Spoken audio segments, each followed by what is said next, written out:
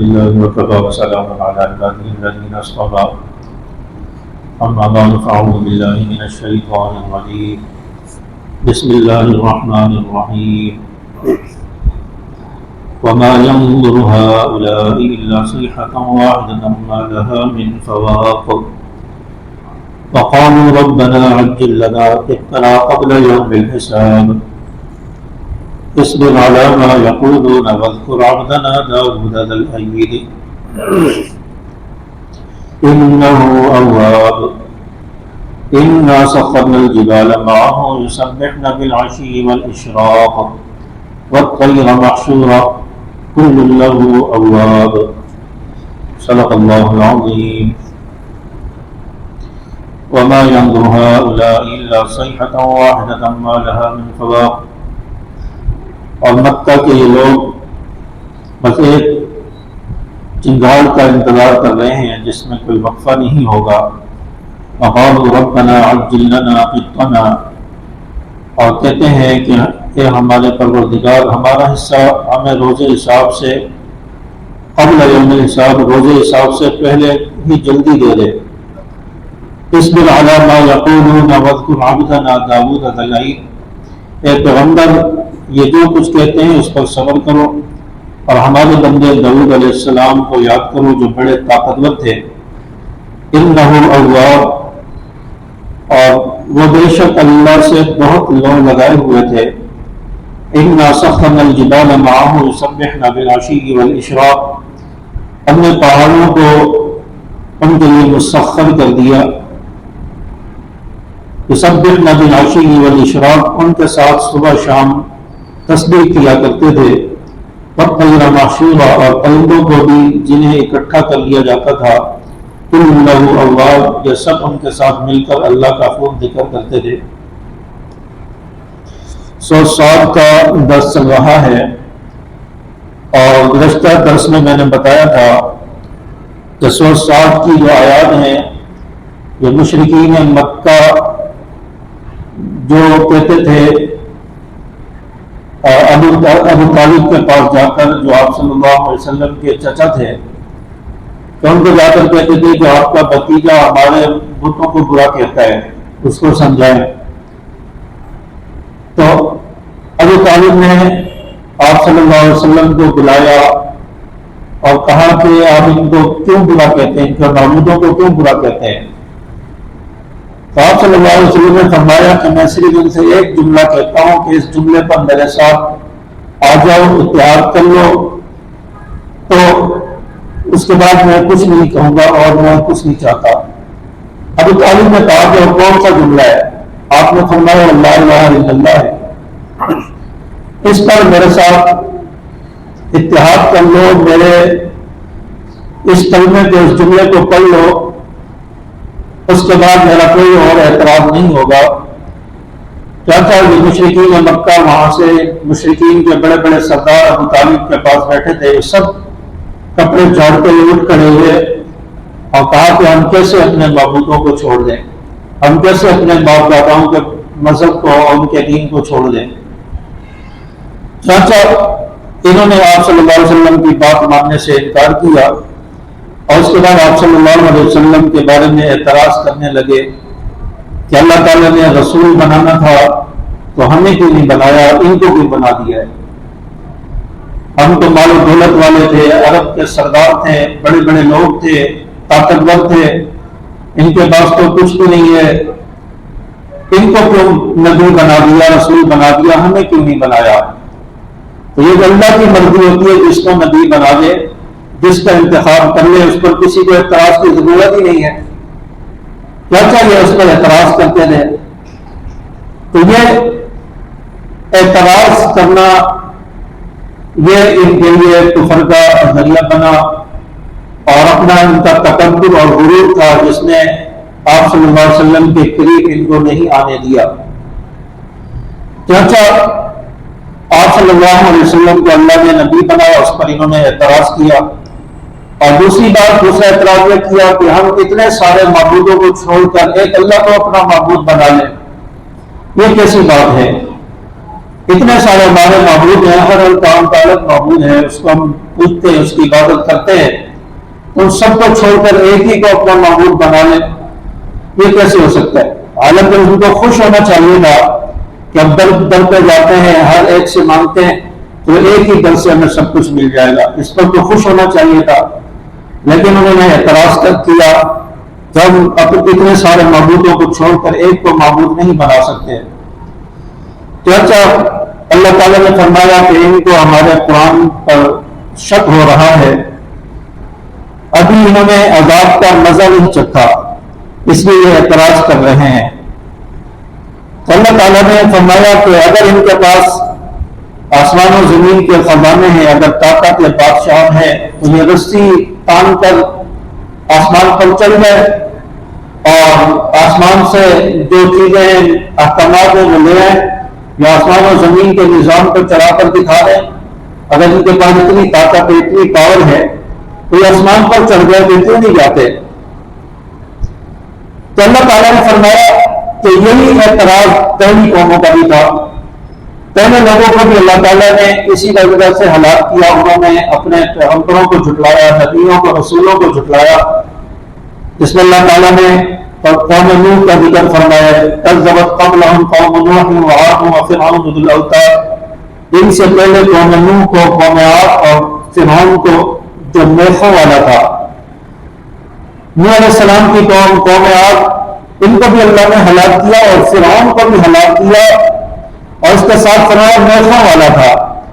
فرعون کے خلاف کوئی بات کرتا تھا، اس کو جو لب نہیں مانتا تھا اس کو یہ سزا دیتا تھا، اور اس کے ہاتھوں میں، اس کے پاؤں میں میخیں ڈال دیتا تھا، اور تڑپ تڑپ کے انسان جو مر جاتا تھا۔ اسی طرح اس نے اپنی بیوی حضرت آسیہ، ان کے ہاتھ اور پاؤں میں بھی میخیں ڈالی، جب انہوں نے کہا کہ میں تمہیں رب نہیں مانتی، میں تو موسیٰ علیہ السلام کو نبی مانتی ہوں، موسیٰ علیہ السلام کا جو رب ہے اس کو رب مانتی ہوں، تو اس پر اس نے اپنی بیوی آسیہ کو بھی جو میخیں ڈال کر ان کو ہلاک کر دیا، ان کو شہید کر دیا۔ تو یہ فرعون تھا جو اتنا ظلم کرتا تھا، اللہ نے اس فرعون کو بھی ہلاک کر دیا، اس کو بھی غرق کر دیا۔ اور اس کے بعد اللہ نے فرمایا وَثَمُودَ وَقَوْمُ لُوطٍ وَأَصْحَابُ الْأَيْكَةِ، قوم سمود کو بھی اللہ نے ہلاک کیا، لوط علیہ السلام کی قوم کو اللہ نے ہلاک کیا، اصحاب الایکہ، ایکہ والوں کو بھی اللہ نے ہلاک کیا، جنتین کی طرف ایک قوم تھی اس کو اصحاب الایکہ کہا جاتا تھا، ان کو بھی اللہ نے ہلاک کیا۔ تو جب ان سب کو اللہ نے ہلاک کر دیا ہے تو اللہ تعالیٰ تمہیں بھی ہلاک کرے گا، تم پر بھی عذاب دے دے گا۔ اولئک الاحزاب، یہ سب مخالف لوگ تھے، مخالف لشکر تھے۔ ان کل الا کذب الرسل حتی القاء، ان میں سے کوئی ایسا نہیں تھا جس نے پیغمبروں کو نہ جھٹلایا ہو، اس لیے میرا عذاب بجا طور پر نازل ہو کر رہے گا، میرا عذاب جو ہے وہ نازل ہو کر رہے گا، جیسے ان پر عذاب آیا ہے۔ تم نے اگر انکار کیا نبی کا، جناب رسول اللہ صلی اللہ علیہ وسلم کا، تم پر بھی عذاب آئے گا، اور وہ عذاب اس طرح نہیں آیا جیسے پہلی قوموں پر آیا کہ اللہ نے بیک وقت ساری قوموں کو ہلاک کر دیا، پتھروں کی بارش کر دی، یا طوفان آ گیا، یا فرشتوں نے چیخ مار کر ان کو ہلاک کر دیا۔ اس طرح ان پر عذاب نہیں آیا، بلکہ اللہ تعالیٰ نے صحابہ کے ہاتھوں ان کو ذلت اور رسوائی میں مبتلا کیا ہے۔ کبھی یہ بدر میں مارے گئے، کبھی حنین میں مارے گئے، کبھی خیبر میں مارے گئے، کبھی تبوک میں مارے گئے۔ تو اس طرح اللہ تعالیٰ نے ان کو صحابہ کے ہاتھوں قتل کروا کر اور شکست سے دوچار فرما کر ان کو ہلاک فرمایا، ان کو تباہ و برباد کر کے رکھ دیا۔ ان کی طاقت، ان کا گھمنڈ جو ہے اللہ تعالیٰ نے ملیامیٹ کر کے رکھ دیا، ان کے غرور کو اللہ نے خاک میں ملا دیا، اور بتا دیا قیامت تک آنے والے لوگوں کو جو بھی دین کے مقابلے میں آئے گا، جو بھی اللہ کو رب نہیں مانے گا، اور جو رسول اللہ صلی اللہ علیہ وسلم کو اپنا نبی نہیں مانے گا، اللہ تعالیٰ اس کے ساتھ بھی یہی معاملہ کریں گے۔ دنیا میں تو عذاب ہوگا ہی، آخرت میں بھی عذاب کا مستحق ہوگا، آخرت میں بھی اس کی پکڑ ہوگی۔ تو اللہ تعالیٰ فرماتے ہیں وَمَا يَنظُرُ هَٰؤُلَاءِ إِلَّا صَيْحَةً وَاحِدَةً مَّا لَهَا مِن فَوَاقٍ، تو یہ لوگ ایک چیخ کے انتظار میں ہیں، چنگھاڑ کے انتظار میں ہیں، کہ جس کے آنے کے بعد کوئی وقفہ نہیں ہوگا۔ مشرکین مکہ آپ صلی اللہ علیہ وسلم سے کہتے تھے کہ اے محمد اگر عذاب ہم پر آنا تو ابھی لے آؤ، ابھی عذاب ہمیں دے دو۔ وقالوا ربنا عجل لنا قطنا قبل یوم الحساب، کہتے ہیں کہ اے ہمارے پروردگار ہمارا حصہ ہمیں روز حساب سے پہلے جلدی دے دے۔ روز حساب پتہ نہیں کب آئے گا، قیامت پتہ نہیں کب آئے گی، جو ہمارے حصے کا عذاب ہے وہ ہم پر ابھی بھیج دے، ہم تو انتظار میں بیٹھے ہوئے ہیں۔ یہ نبی کو کہتے تھے، اس طرح مطالبہ کرتے تھے عذاب کا۔ تو اللہ تعالیٰ کی ایک مشیت ہے، اللہ تعالیٰ کا ایک جو ہے اللہ تعالیٰ کی ایک مرضی ہے، منشا ہے، اس کے مطابق سارے فیصلے ہوتے۔ قیامت کا جو وقت اللہ نے لکھا ہے اسی وقت آئے گی، اس سے پہلے نہیں آ سکتی۔ تو اللہ تعالیٰ نے فرمایا کہ قیامت کا ایک دن مقرر ہے، اس پر آئے گی، اس سے پہلے نہیں آ سکتی۔ کیونکہ یہ اتنے سخت اور پتھر دل تھے کہ یہ عذاب مانگتے تھے، لیکن نبی پر آخر تک ایمان نہیں لائے، اللہ کو اپنا معبود نہیں مانا۔ اس دن علامہ یقول نظرت ربنا داؤد ذلیل، اور آپ صلی اللہ علیہ وسلم کو اللہ تعالیٰ مخاطب فرما رہے ہیں کہ اے پیغمبر یہ جو کچھ کہتے ہیں اس پر صبر کرو۔ مکہ کے مشرک آپ کو جو کچھ کہتے ہیں، آپ کو شاعر کہہ رہے ہیں، مجنون کہہ رہے ہیں، آپ کو پتہ نہیں تانے دے رہے ہیں، آپ کیسے رسول بن گئے، آپ ہمارے جیسے ہیں، آپ نے قرآن اپنی طرف سے بنا لیا ہے، کر لیا ہے، دیگر جو بھی ان کے اعتراضات تھے، آپ کو فرمایا کہ آپ صبر کریں۔ وَاذْكُرْ عَبْدَنَا دَاوُودَ ذَا الْأَيْدِ، ہمارے بندہ داؤد علیہ السلام کو یاد کریں جو طاقتور تھے۔ اگر داؤد علیہ السلام ان کو جو بھی لوگ کچھ کہتے تھے، لیکن وہ اپنی عبادت میں اللہ کی عبادت میں لگے رہتے تھے، ہر وقت اللہ کی عبادت میں لگے رہتے تھے، اللہ سے لو لگائے رکھتے تھے، انہ اللہ سے لو لگا کے رکھتے تھے۔ انہوں نے کبھی جو اپنی زبان سے کوئی ایسے الفاظ نہیں نکالے، صبر کا مجسمہ تھے۔ اس لیے آپ صلی اللہ علیہ وسلم نے فرمایا کہ آپ بھی حضرت داؤد علیہ السلام کو یاد کیجیے، انہوں نے کیسے صبر کیا۔ تو حضرت داؤد علیہ السلام عبادت گزار کے رات کے پہلے حصے میں آرام فرماتے تھے، سوتے تھے، اور رات کے تیسرے حصے میں اٹھ کر تہجد پڑھتے تھے، خوب اللہ کی عبادت کرتے تھے، اور صبح پھر آرام فرماتے تھے۔ تو حضرت داؤد علیہ السلام کی عبادت اس کو اللہ نے پسند کیا ہے۔ اور اسی طرح حضرت داؤد علیہ السلام روزہ رکھتے تھے، ایک دن روزہ رکھتے تھے، ایک دن چھوڑ دیتے تھے، افطار کرتے تھے۔ تو اللہ تعالیٰ نے فرمایا کہ حضرت داؤد علیہ السلام نے جس طرح عبادت میں اپنا وقت گزارا اور صبر کیا، آپ علیہ السلام نے فرمایا کہ آپ بھی ان کی طرح صبر کریں، ان کو یاد کریں۔ اِنَّا سَخَّرْنَا الْجِبَالَ مَعَهُ يُسَبِّحْنَ بِالْعَشِيِّ وَالْإِشْرَاقِ، ہم نے مسخر کر دیا پہاڑوں کو ان کے ساتھ، يُسَبِّحْنَ بِالْعَشِيِّ وَالْإِشْرَاقِ، صبح شام ان کے ساتھ تسبیح کیا کرتے تھے۔ پہاڑوں کو اللہ تعالیٰ نے مسخر کر دیا۔ حضرت داؤد علیہ السلام جب زبور کی تلاوت کرتے تھے، اللہ کے حمد و ثنا کرتے تھے، تو پہاڑ بھی ساتھ ساتھ جو ہے اللہ کا ذکر کرنے لگ جاتے تھے۔ وَالطَّيْرَ مَحْشُورًا، یہاں تک کہ فضا میں اڑنے والے پرندے بھی حضرت داؤد علیہ السلام کے پاس جمع ہو جاتے تھے، وہ بھی ان کا کلام سنتے تھے اور تسبیح جو ہے کرتے تھے۔ تو حضرت داؤد علیہ السلام کے لیے پہاڑوں کو بھی اللہ نے مسخر کر دیا، اور پرندوں کو بھی اللہ تعالیٰ نے ان کے قریب کر دیا، ان کے ساتھ جمع ہو جاتے تھے اور اللہ کی حمد و ثنا کرتے تھے۔ قُلْ اللَّهُ اللَّهُ، خوب اللہ کا ذکر کرتے تھے۔ وَشَدَّدْنَا مُلْكَهُ وَآتَيْنَاهُ الْحِكْمَةَ وَفَصْلَ الْخِطَابِ، اور اللہ تعالیٰ نے حضرت داؤد علیہ السلام کی سلطنت کا استحکام بخشا۔ وفصل الخطاب، اور اللہ تعالیٰ نے حضرت داؤد علیہ السلام کو فیصلہ کن گفتگو کا سلیقہ عطا فرمایا کہ آپ کی بات کرنے میں ایسی تاثیر تھی کہ پہاڑ بھی آپ کی بات سنتے تھے، چرند پرند بھی آپ کی بات سنتے تھے، آپ کی بات میں ایک اثر ہوتا تھا اور سحر طاری ہو جاتا تھا۔ تو اللہ تعالیٰ نے ان کے خطاب میں، گفتگو میں یہ سلیقہ رکھا تھا، یہ صلاحیت عطا فرمائی تھی۔ وَهَلْ أَتَاكَ نَبَأُ الْخَصْمِ، اور کیا تمہیں ان مقدمہ والوں کی خبر پہنچی ہے؟ اذ تَصَوَّرُوا الْمِحْرَابَ، جب وہ دیوار پھلانگ کر عبادت گاہ میں داخل ہو گئے۔ دو آدمی اگر داؤد علیہ السلام جس جگہ پر عبادت کرتے تھے اپنے عبادت گاہ میں، وہاں پر دو آدمی دیوار پھلانگ کر جو اندر داخل ہو گئے. حالانکہ حضرت داؤد علیہ السلام کی حفاظت کے لیے لوگ کھڑے ہوتے تھے دروازے کی طرف، تو یہ لوگ دروازے سے نہیں آئے بلکہ پیچھے کی طرف سے دیوار پھلانگ کر اندر داخل ہو گئے. حضرت داؤد علیہ السلام خلوت میں بیٹھے ہوئے ہیں، عبادت کا وقت ہے، عبادت میں مشغول ہے، کہ دو افراد اندر داخل ہو گئے. تو جیسے یہ داخل ہوئے دخلوا علی داؤد ففزع منهم قالوا لا تخف، جب یہ اندر داخل ہوا تو حضرت داؤد علیہ السلام گھبرا گئے. تو پھر انہوں نے جب دیکھا کہ حضرت داؤد علیہ السلام گھبرا گئے ہیں، قالوا لا تخف، انہوں نے کہا کہ آپ گھبرائیے نہیں، ڈریے نہیں، ہم ایک جھگڑے کے دو فریق ہیں، یعنی ہمارا آپس میں جھگڑا ہو گیا ہے، ہم اس کے دو فریق ہیں، خصمان بغى بعضنا علی بعض، ایک دوسرے کے ساتھ زیادتی ہو گئی ہے اور جھگڑا ہو گیا ہے، اس کے لیے اس کا فیصلہ کروانے کے لیے ہم آئے ہیں. فاحکم بیننا بالحق، ہمارے درمیان ٹھیک ٹھیک فیصلہ کر دیجیے. ولا تشطط بعضنا الی سواء الصراط، اور زیادتی نہ کیجیے، ہمیں ٹھیک ٹھیک راستہ بتا دیجیے. ان ھذا اخی، یہ میرا بھائی ہے، اس کے پاس 99 ٹنڈیاں ہیں. لہو 99 نعجہ ولی نعجۃ واحدہ، ان میں سے ایک کے پاس 99 ڈنڈیاں ہیں اور میرے پاس ایک ڈنڈی ہے. اب یہ کہتا ہے کہ وہ بھی میرے حوالے کر دو.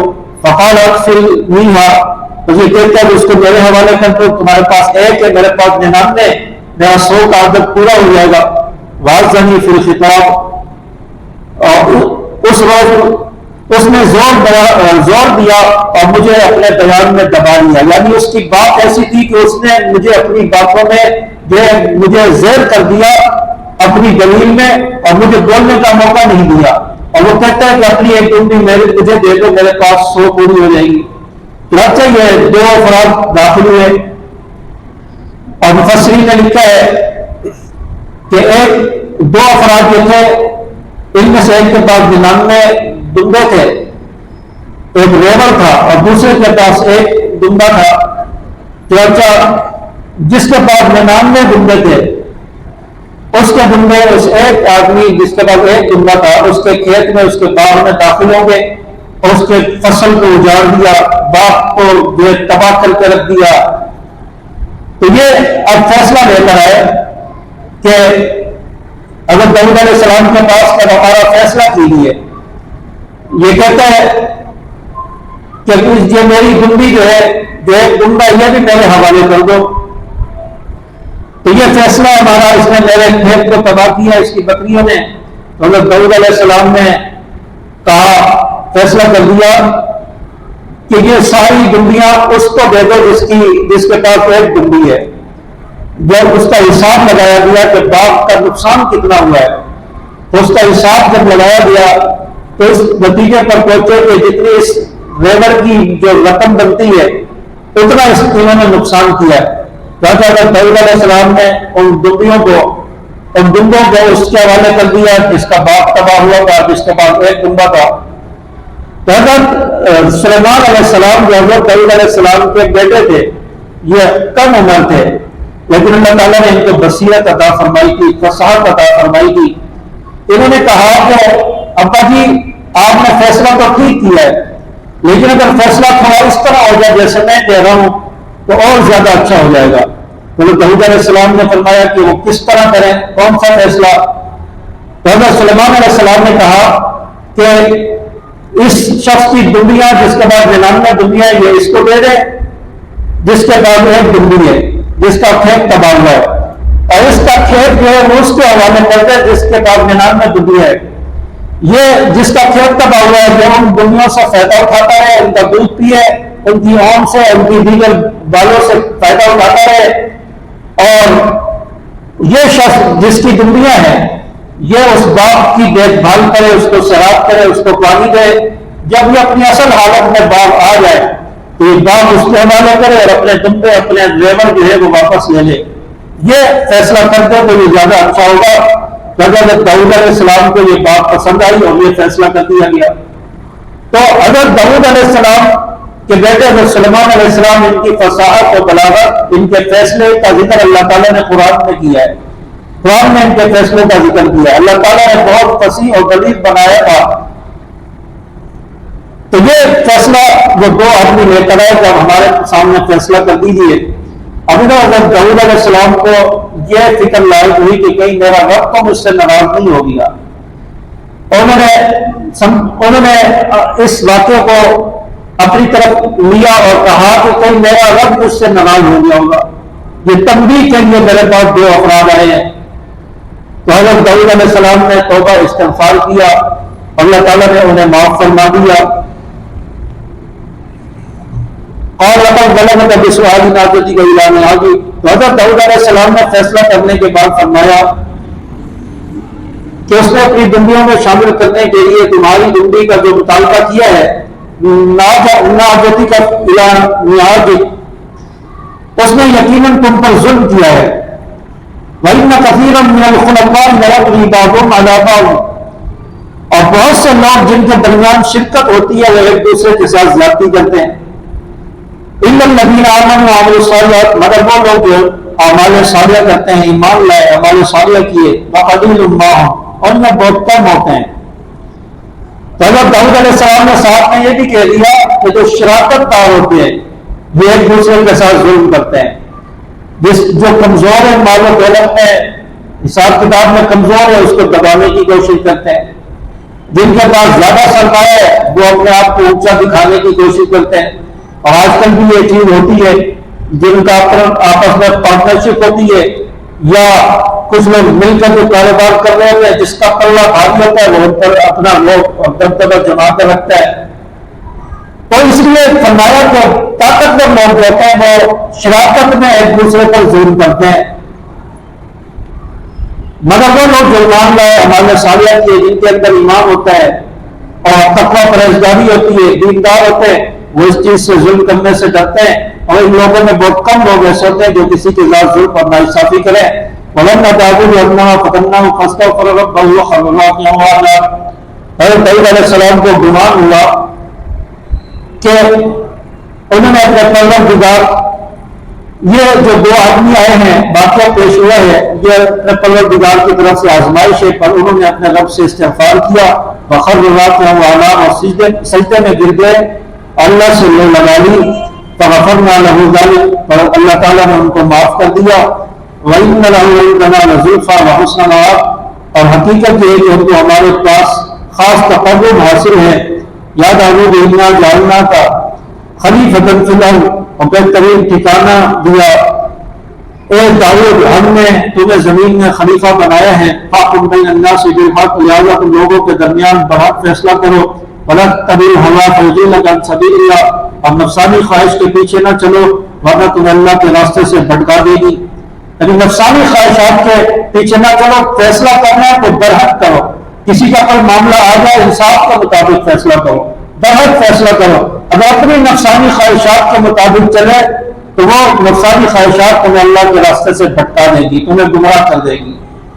تو آج کل تو فیصلے انہی کے ہوتے ہیں جن کا پلہ بھاری ہوتا ہے، جس کی وجہ سے بیچارہ جس کا حق ہوتا ہے جب مارا جاتا ہے اور اس کے ساتھ ظلم اور ناانصافی ہوتی ہے، اپنی خواہشات، اپنی منمانی پر فیصلے ہوتے ہیں۔